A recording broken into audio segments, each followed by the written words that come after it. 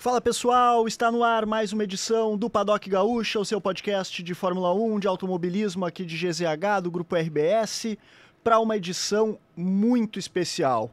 Vamos seguir aqui com nossas entrevistas pé quentes, então isso é sempre um bom sinal. Estamos começando mais um Paddock Gaúcha e vamos receber aqui a Rafaela Ferreira, brasileira de 19 anos, que vai disputar a Fórmula 1 Academy em 2025 pela Visa Cash App RB. E a gente vai conversar com ela sobre as expectativas dela para a carreira, para a sequência da carreira. Vamos conversar um pouquinho, conhecer um pouquinho mais sobre ela, sobre como ela chegou, né, como foi a trajetória dela, de mais um fenômeno brasileiro do automobilismo. E para isso eu tenho aqui Alex Torrealba. Tudo bem, Torrealba? Tudo bem. Muito feliz pela juventude brasileira conseguindo essas proezas no automobilismo. Mostra que a gente está num caminho de crescimento e legal receber a Rafaela aqui para conversar sobre essa carreira dela e o futuro também. João Pretzel também está aqui com a gente. Tudo bem, João? Tudo certo, sempre um prazer. O Brasil feliz de novo e importante também ressaltar a representatividade de termos mais uma brasileira na Fórmula 1 Academy, a segunda. É isso, e te agradecer primeiro, Rafaela, a tua disponibilidade de conversar aqui com a gente, de falar um pouquinho sobre a tua trajetória aqui no Paddock Gaúcha. Seja bem-vinda, tudo bem? Bom, oi, tudo bem? Primeiro, eu que agradeço, pela oportunidade de estar aqui participando e contando um pouquinho mais sobre mim, sobre a minha carreira e como vai estar tudo, assim, pro ano que vem. É isso, e para a gente começar, como hoje é um dia especial, a gente está gravando na quarta-feira, data do anúncio, né, do Gabriel Bortoleto na equipe Sauber. A gente vai falar sobre isso também ao longo do programa, mas antes eu queria que tu falasse, Rafaela, um pouquinho sobre tua trajetória, né, como é que foi essa tua trajetória até chegar à Fórmula 4, né? A Rafaela é a primeira a vencer provas da F4 brasileira. Queria que tu falasse um pouquinho sobre quem tu é, como é que foi a tua trajetória no kart, contasse quem tu é para os nossos ouvintes, para quem nos acompanha aqui no Paddock Gaúcho. Bom, eu comecei muito nova. O meu pai, ele tinha o kart como um hobby, então ele sempre estava indo nas pistas e eu estava sempre indo junto com ele. Eu ia nos treinos, ele deixava dar umas voltinhas assim no kart dele, segurar o volante.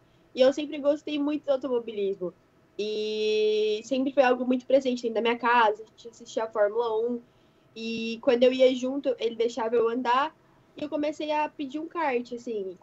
Eles me prometeram um kart com 5 anos. E daí depois eles falaram que não, que eu era muito nova, né? E que era um esporte meio perigoso, que eu ia esperar um pouquinho. Então eu fui fazendo alguns outros esportes, assim, no começo.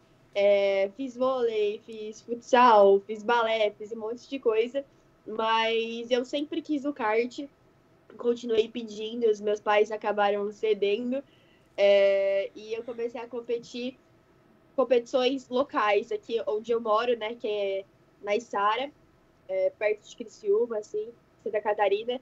Então comecei a competir essas competições locais e comecei a ganhar aqui. Meus pais começaram a ver que eu estava indo bem, falaram, vamos investir um pouco mais, vamos começar a ir para o estadual agora. Fui para o estadual, andei bem, vamos dar mais um passo, vamos para o nacional. E daí, mais ou menos com 13, 14 anos, eu estava indo bem, assim, nas competições nacionais e eu percebi que era o que eu queria fazer da minha vida, era continuar no automobilismo mesmo. Então, eu cheguei naquela época de ensino médio, todo mundo estava pensando o que ia fazer na faculdade, o que queria da vida, e eu falei, eu quero ser piloto, é isso que eu quero fazer da minha vida. Então, eu comecei a investir, de treinar, viver minha vida para isso. E em 2023, a gente viu que estava na hora de dar um passo. A gente optou de começar na Fórmula 4 brasileira, mudar para os Fórmulas, né? E começar no Brasil mesmo, para não precisar ir direto para a Europa, porque senão seria uma mudança muito grande, já que tinha essa possibilidade agora de estar participando aqui no Brasil. Ia ficar bem mais fácil. E o primeiro ano, assim, foi um ano mais de adaptação, porque o carro é muito diferente, o tamanho, as pistas, a marcha, né? Tudo, assim, é muito diferente. Acaba que a gente também tem que saber depois lidar com o patrocinador, com o público. Já começa toda essa parte, né, de Fórmula na Fórmula 4. E esse ano a gente chegou bem forte no campeonato, chegamos para começar a disputar o título.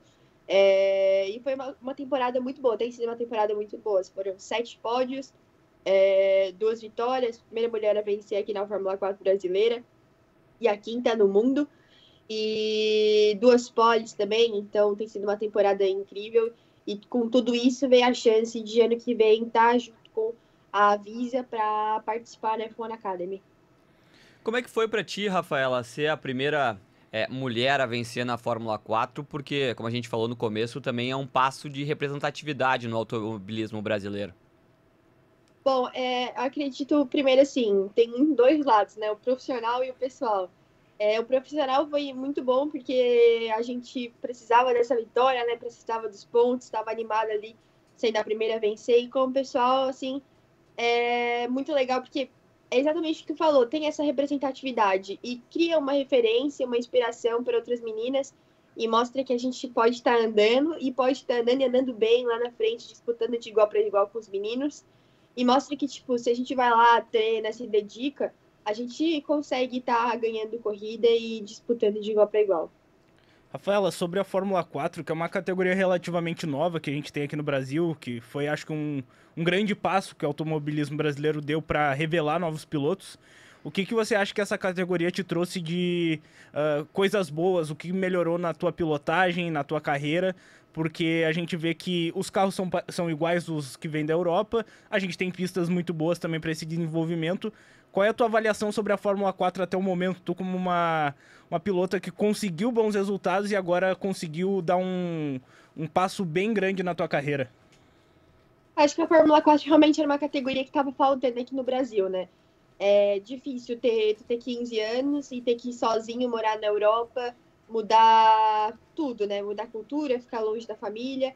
Então, traz esse passo, tipo, mais fácil para nós pilotos e dá mais uma chance de a gente ter mais pilotos correndo bem lá fora. Porque então a gente começa aqui na Fórmula 4, anda bem, aprende, o mesmo carro que eles andam lá fora, o mesmo motor, as equipes, o mesmo pneu, tudo é igual lá fora, né? A única coisa que muda é que a gente está aqui no Brasil e acaba, como a maioria do grid é brasileiro, né? A gente acaba falando português, vivendo junto com nossos pais, então é muito mais fácil para nós pilotos.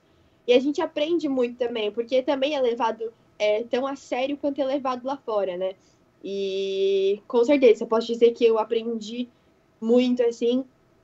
Eu tô 2 anos junto com a TMG, que é uma equipe ali da Fórmula 4, eles também são equipe da Stock, e eles me ensinaram muito, assim, e é exatamente o que eles falam, né? É uma categoria escola. Eles te ensinam, eles falam, isso aqui é a mola, quando a gente mexe aqui, ela muda não sei o que, vai anotando aí no teu caderno. Então, agora, principalmente, ano que eu vou para fora, eu tenho um caderninho, fui anotando tudo que eu aprendi para levar para fora. E essa tua segunda temporada, imagino que tenha sido muito especial, né? Tu falou dos 7 pódios, 2 vitórias. Queria que tu fizesse até um balanço, né? Porque também é a tua temporada de despedida, né? Tu vai sair do Brasil, enfim. Queria que tu fizesse uma avaliação de como foi e até do aprendizado mesmo, né? Que tu leva para a sequência da tua carreira daqui para frente. Bom, acho que foi a melhor temporada até agora, posso dizer assim, da minha carreira. Eu cheguei confiante, sabia que a gente tinha ritmo para lutar pelo campeonato, tinha ritmo para estar subindo no pódio, e todo o pessoal assim acreditava no meu potencial e a gente foi treinando e desenvolvendo o carro junto, desenvolvendo o setup. Então, posso dizer assim, foi a temporada assim que mudou a minha vida realmente, porque por causa dela é que eu vou para a F1 Academy, por causa dos meus bons resultados aqui, é que agora eu vou ter um próximo passo para o ano que vem. Então, com certeza, foi a temporada assim que deu essa virada de chave na minha carreira. Como é que tá essa preparação para fazer essa transição para a Europa, para estar inserida num novo contexto e também para dar esse próximo passo na tua carreira, Rafaela? Bom, eu já comecei assim a fazer alguns treinos fora, então quando dá um tempo eu vou treinar de F4 nas pistas da Europa para estar já conhecendo, ver como o time trabalha, né? Já tá tendo esse entrosamento com o time. Eu fui algumas vezes também na Red Bull, né? Que daí, como a gente é da Visa, também tem acesso ao pessoal da Red Bull para fazer simulador, tá aprendendo. Até já tive alguns treinamentos também, treinamento de mídia, algumas coisas do meu treino físico já foram ajustadas, então Já estamos caminhando e se preparando para o ano que vem, para não deixar tudo para o ano que vem e começar agora e chegar lá bem, né? Até sobre essa tua vivência de visitar a Red Bull, fazer parte agora dessa academia que é tão famosa até no mundo do automobilismo, como é que você planeja essa troca também de experiências, por exemplo, com pilotos da academia, da Red Bull e até com o próprio Max Verstappen, que é um ídolo para ti no automobilismo? Como é que é essa tua relação também com o Max? Conta pra gente como é que tu enxerga ele, se ele é a tua principal referência no automobilismo e se você já teve alguma troca ou se planeja ter alguma troca ali, uma conversa com o Max, que ele conhece muito bem o Brasil e acho que por você ser brasileira vai ter, claro, uma bela recepção do Max Verstappen. Bom, assim, eu já fui na Red Bull, sim, mas assim, eu nunca encontrei o Max, né, pessoalmente. Eu não tive nenhuma troca, assim, ainda com ele. Eu conheci alguns pilotos, tipo, como o Yuki, o Liam, alguns pilotos da Fórmula 2, e conheci o Christian Horner também, mas o Max ainda não conheci, inclusive realmente é o meu ídolo, tenho muita vontade de conhecer, mas é legal, assim, porque o que acontece? Eles já estão nesse caminho da Fórmula, né? Da Fórmula 1, outro da Fórmula 2, enfim, já estão se preparando para isso. E essa troca com os próprios engenheiros, com o próprio pessoal que trabalha, parece que eles realmente, nossa, levam aquilo a sério e estão ali, tipo, para ganhar. Então, é muito legal, assim. E tu vai ser também, tu vai ter a companhia na Fórmula 1 Academy da Aurélia Nobles, que também é brasileira. Tu já conversou com ela? Ela não é bem brasileira, mas ela é brasileira, né? Tu já conversou com ela, já trocou uma ideia, já tá planejando também falar mais com ela, Rafaela? Bom, a Aurélia a gente vê constantemente, até porque o irmão dela corre na F4, então algumas vezes ela vai nas corridas, inclusive esse final de semana ela estava lá. A gente trocou algumas ideias. Assim que ela foi para a F1 Academy, que ela ingressou na Ferrari, eu tava falando com ela e achei bem legal, assim, que ela falava, eu tenho que fazer aula de inglês, tenho que fazer aula de italiano, não vou pra academia todos os dias. Eu falei, legal, tá quase batendo com a minha rotina aqui. E Rafaela, falando também sobre a expectativa para a próxima temporada, né? A gente viu até o chefe da equipe, né, da Visa Cash RB, ele falando sobre a tua chegada, né? Diz que tu é um talento excepcional do Brasil. Como é que tu recebe isso e como é que tu até lida com isso, né? Para daqui a pouco isso não se transformar numa pressão, enfim, como é que tu recebe essa expectativa também, de certa forma, sobre a tua chegada? Pô, acho que dá uma motivação pra gente trabalhar a mais e buscar um pódio, assim, como todo mundo tá esperando, né? E, assim, o pessoal ali Laurent, nunca sei como fala o nome dele, mas eles foram super receptivos, assim, deixaram bem claro que todas as portas estão abertas para quando eu precisar de alguma coisa, sempre que eu tiver alguma dúvida eu posso perguntar, posso estar entrando em contato.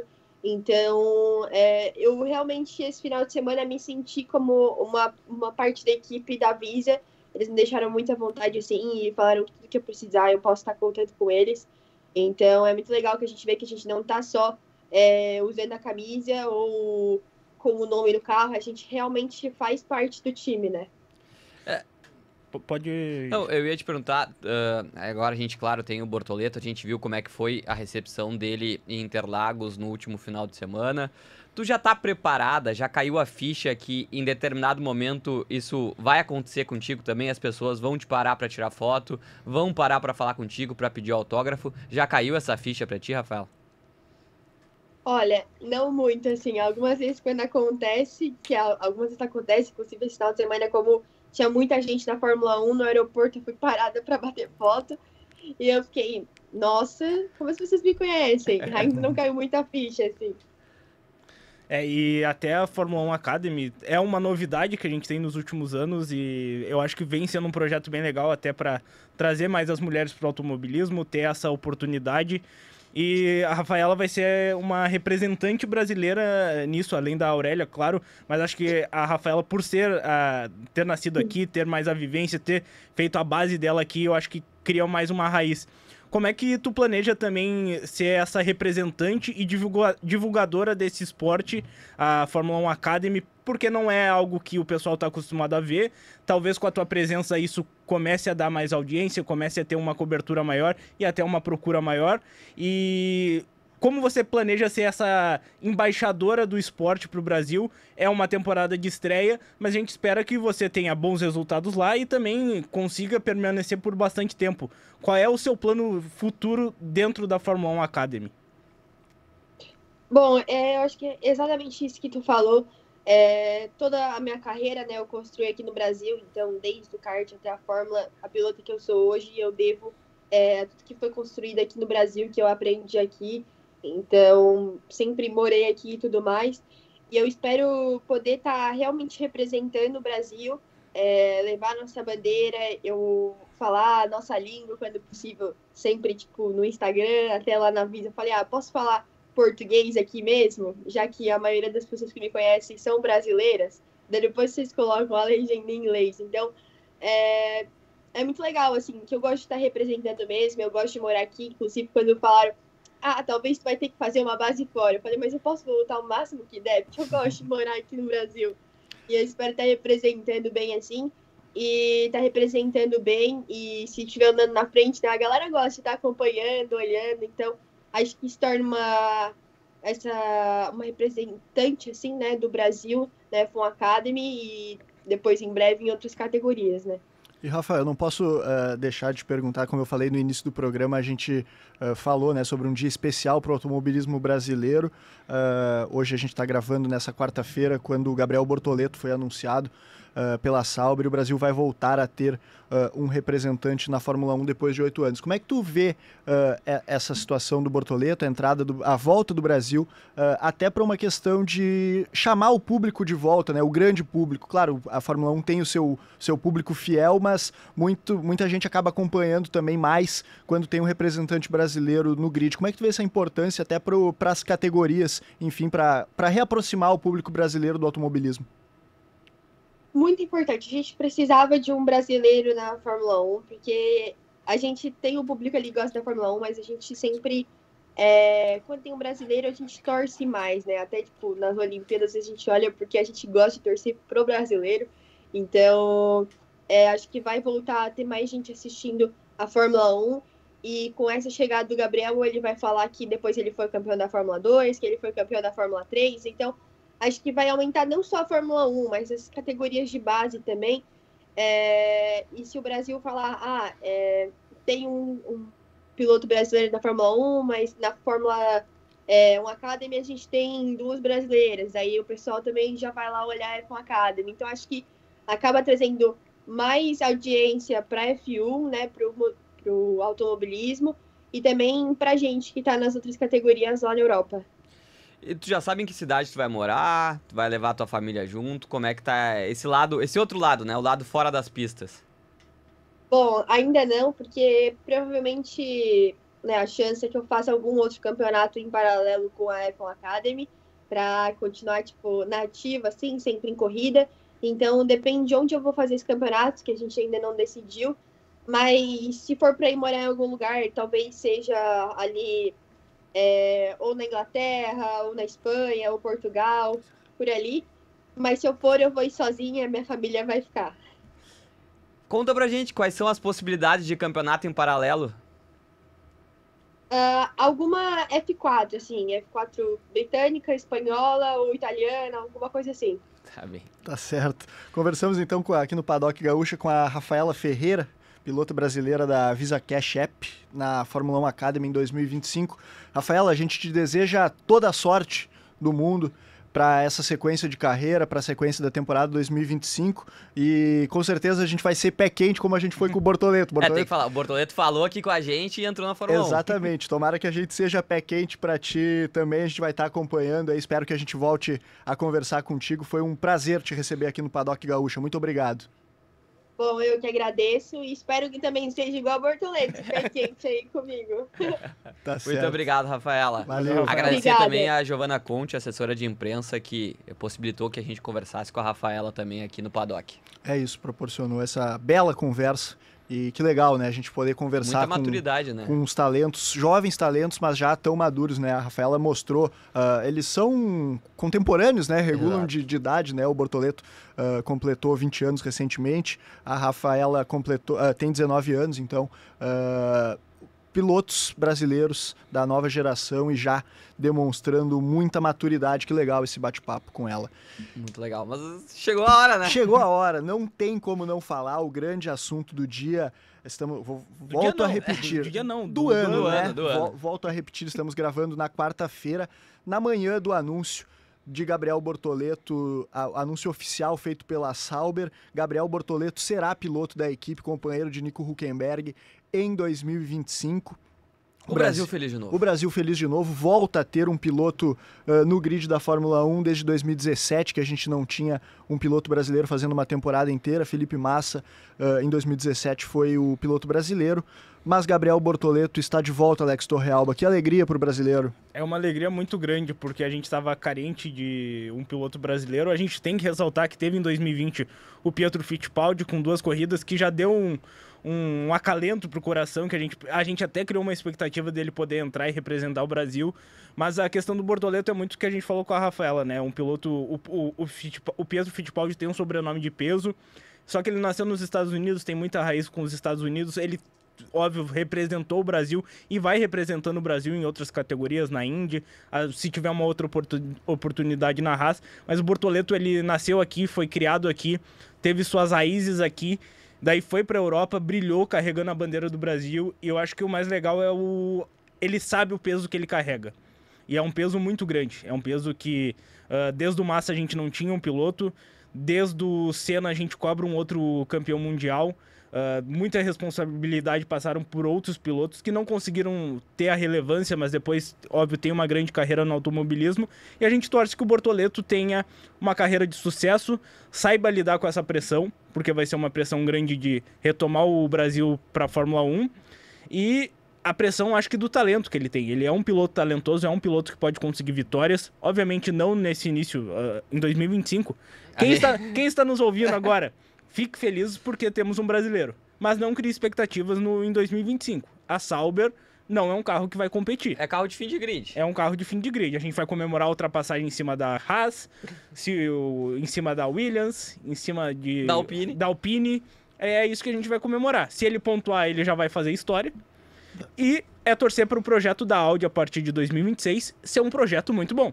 Porque se entregar um projeto muito bom, a gente vai ter um piloto capaz de brigar por vitórias e vamos ver como vai ser o desenvolvimento desse carro. E eu acho que é importante ele ter entrado em 2025 justamente pelo fato do desenvolvimento do carro.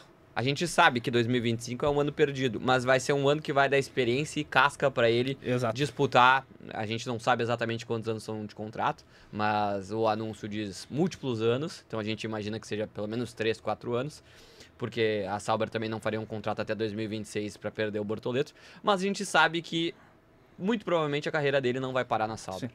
Em algum momento ele vai dar um salto maior, ou até mesmo a Audi vai entregar um carro bom para ele e ele vai conseguir algumas vitórias. A gente brincava na redação sobre, quando é que vai ganhar, quando é que o Bortoleto vai ganhar a primeira corrida?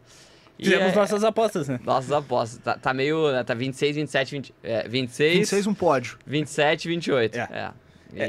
É isso, porque eu acho que é um contrato acima de 4 anos, ou pelo menos 4 anos, porque a McLaren foi muito relutante em liberar o Bortoleto, porque sabe do talento dele, investiu nele, mas eu acho que pesou muito o lado do piloto querer entrar logo na Fórmula 1. Ele não queria perder essa oportunidade, e é muito importante isso. Ele teve a ambição, beleza, eu vou entrar no pior carro do grid em 2025, mas eu tenho uma projeção da Audi entrar com um bom investimento, ser uma equipe de fábrica. A Audi, para mim, não vai entrar brincando, não vai ser uma equipe que vai correr atrás, na parte de trás do grid, e fazendo o investimento certo, conseguindo acertar no carro em 2026, e eu acho que eles estão montando uma boa equipe para planejar esse carro para 2026 no novo regulamento.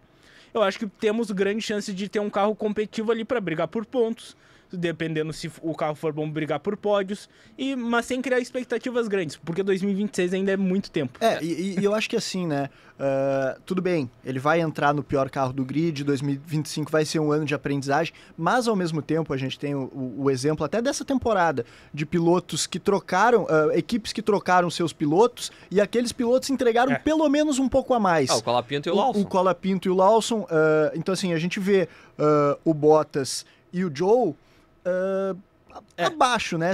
O Bottas já numa fase final de carreira, né? O Joe nunca foi um grande piloto, então assim, de repente ele pode justamente isso, brigar por posições, brigar com a Haas, brigar com outras equipes, então assim, pelo talento dele, ele pode entregar mais que esses pilotos, e daqui a pouco colocar a equipe, não sei se em condições de pontuar, porque de fato o carro é fraco, mas daqui a pouco brigando ali por uma 13ª, uma 14ª posição, já coloca pelo menos o time em condições melhores. O importante né? é bater o Nico Hülkenberg. E eu acho que é um bom parâmetro para ele. É um piloto experiente, que faz boas qualificações, então daqui a pouco, se o Bortoleto já bateu o Hülkenberg em qualis, pra mim já é um bom sinal que ele tem vai ter um bom desempenho na Fórmula 1. Em corridas, se ele conseguir fazer bons resultados, também já vai ser excelente. O primeiro passo é bater o teu companheiro de equipe. Depois disso, tu começa a pensar em outras coisas. O brasileiro tem que entender que 2025 vai ser um ano de pequenas vitórias. É o que tu falou. Ganhou do Hülkenberg, uma baita vitória. Pontuou, pegou um 10º lugar, melhor ainda. Solta fogos, faz churrasco. Numa dessas corridas malucas que nem foi com o Alpine pontuando aqui em Interlagos. Mas aí, voltando um pouquinho pra Interlagos, podia ter anunciado aqui, né? Ficou aquele que pelo que a gente sabe, a McLaren não queria anunciar Interlagos, porque o Bortoleto é o piloto McLaren até o final de 2024. Sim. Ele ainda tem os compromissos com a Fórmula 2, que é patrocinado pela McLaren. Depois que acabar a temporada, ele deixa o programa de desenvolvimento. E pela questão, né? Teve homenagem pro Senna, pilotando o Hamilton pilotando a McLaren.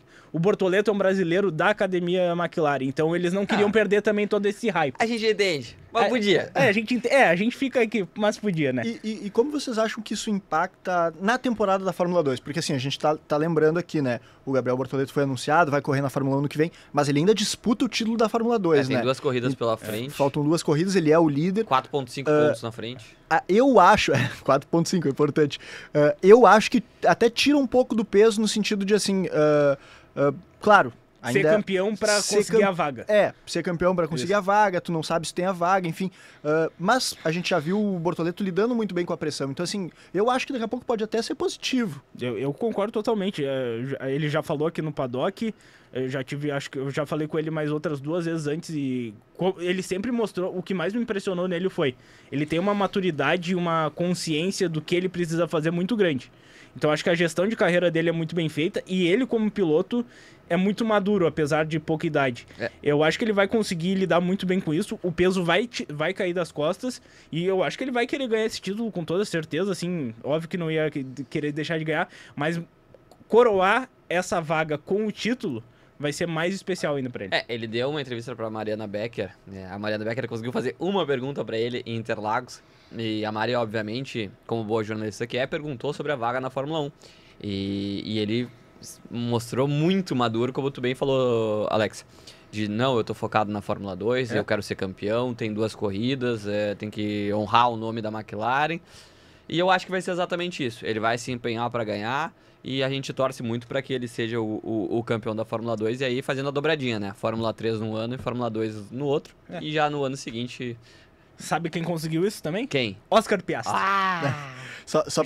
Só pra gente relembrar, então, quando são essas duas etapas da Fórmula 2, elas são concomitantes, né, ao calendário da Fórmula 1.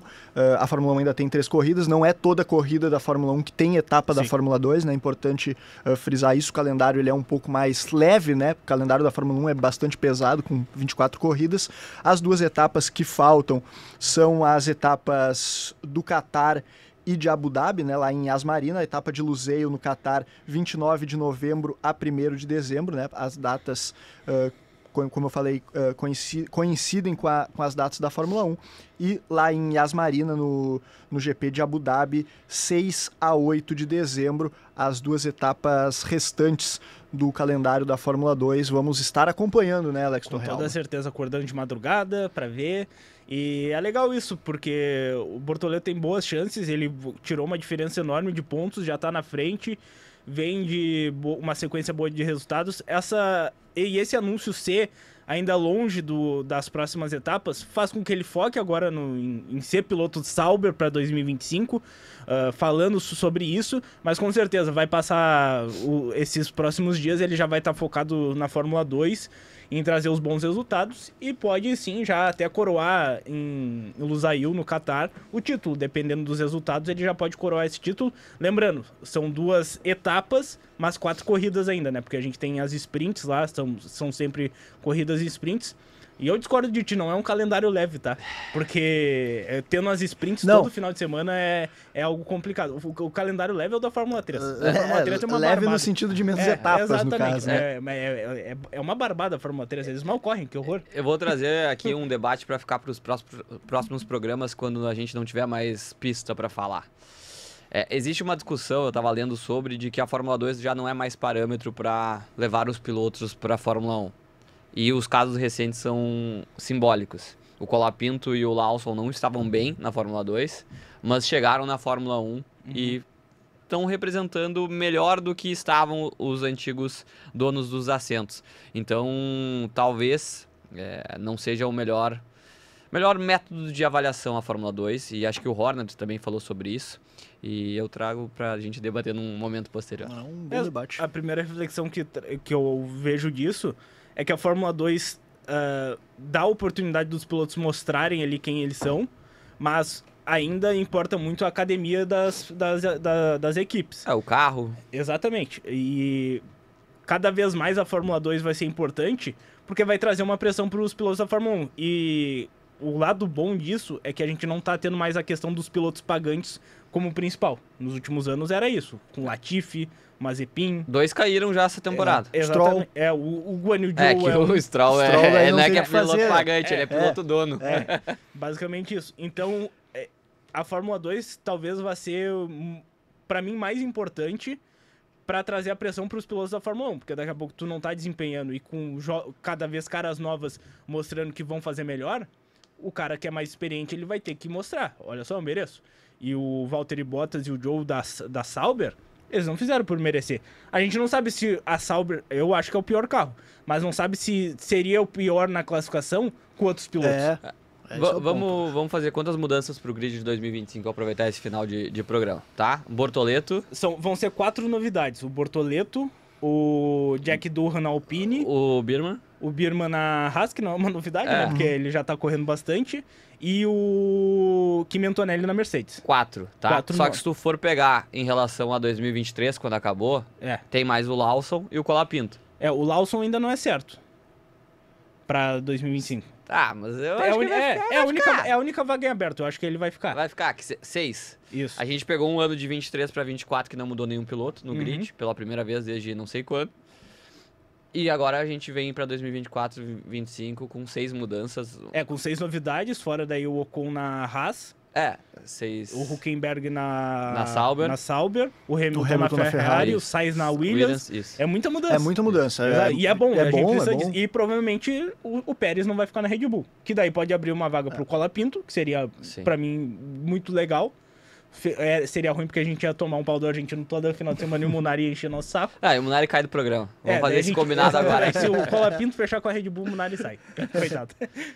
Mas é isso, tô animado, eu tô feliz, eu tô bem empolgado porque... Tu está bortoletizado. Não, borboletizado.